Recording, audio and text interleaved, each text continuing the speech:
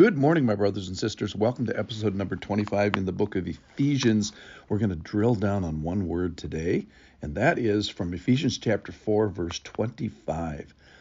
We are members of one another. We are members of one another. So I looked up the word in the Greek about members, and it means that we are limbs of the body.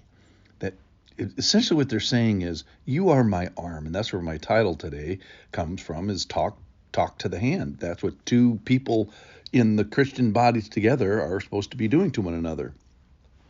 We are members of one another. We are limbs of the body of each other. So my first thought was, wow, this is an extraordinarily high view of the church. This is an extraordinarily high view of fellowship and membership if we consider what we do today. But then I was thinking, no, Paul is normalizing this. This is normative behavior. This is an ordinary relationship that he's describing in the body of Christ. Now, it's not very normative today, but the point is, it should be. We should be having conversations and a relationship with our arms. We should be asking, what would my arm say, or what should I say to my arm?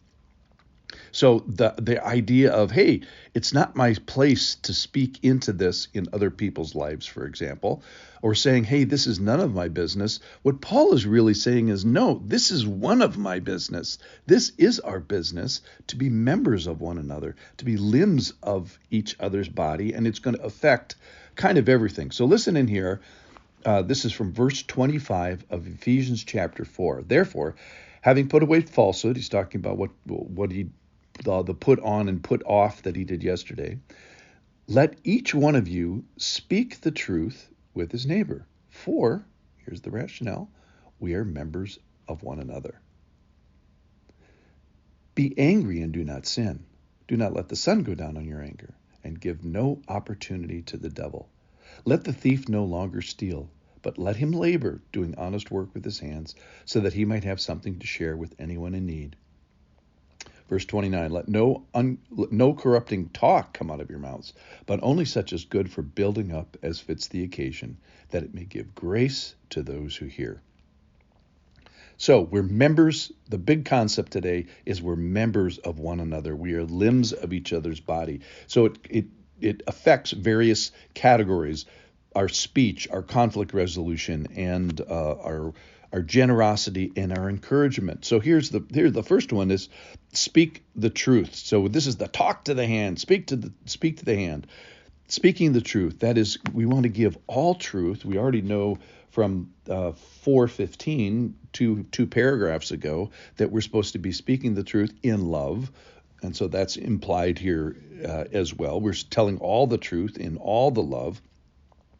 So it would be as truthful as you would be to your own arm. That is yourself. So if your arm is injured, let's say, you say, hey, I'm going to take care of you. I'm going to get some antibiotic cream. I'm going to get some Band-Aids. We're going to wait for this thing to heal.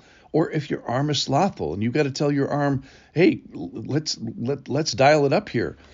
You need to strengthen yourselves, or let's say your arm needs to get specific skills, like, hey, we got to get going and get these skills going. Or let's say your arm was really sick, like infected with gangrene. Your body would say, oh my goodness, we got to go to extraordinary measures and get my arm to surgery.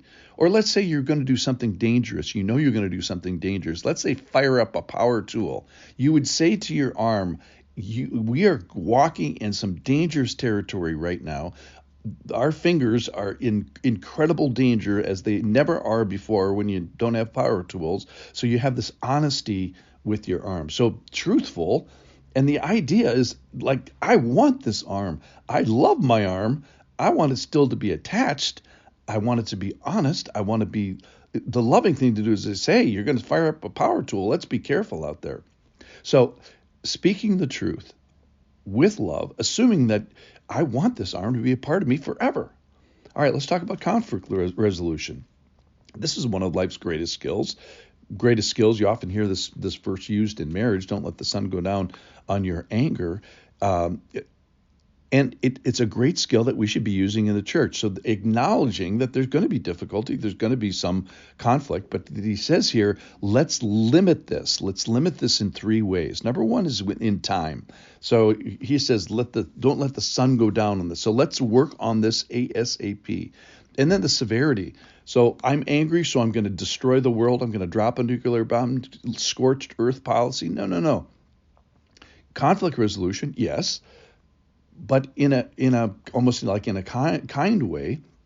Why? So that the third expectation is that we have a functioning membership, a functioning relationship when this is over. That my arm still talks to the rest of my body. That we're aiming for restoration, healing, and ongoing membership. So if my arm is injured, it assumes that we're going to get over this injury. We're going to work through this. We're going to get healing. It's not injured and, cut this thing off.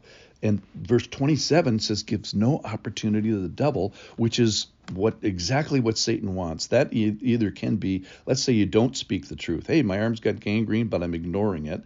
Or not working towards healing. Satan would love, this is the image I have for this, Satan would love for the body of Christ to be like a Civil War surgery amputation tent where all these limbs are cut off and the body of Christ is handicapped from there on because we lost all these great members. So the idea with the way we speak truth to each other and the way that we have conflict resolution is, yes, do truth speaking. Let's do this right, though, with the idea that we're going to have an ongoing walk with each other.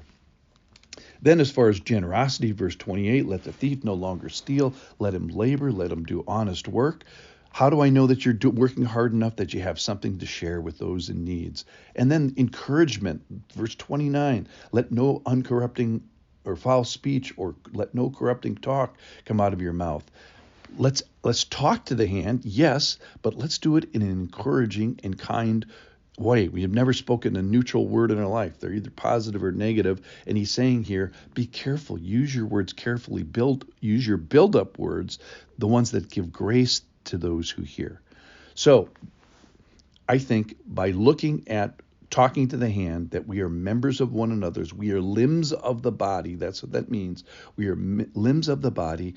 It affects everything. It helps us treat each other correctly in telling each other the truth, in the way we speak to each other, in the way we have anger, in the way we have effort, and the way that we encourage each other. We are members of one another. We are limbs of the body. Let's act like it.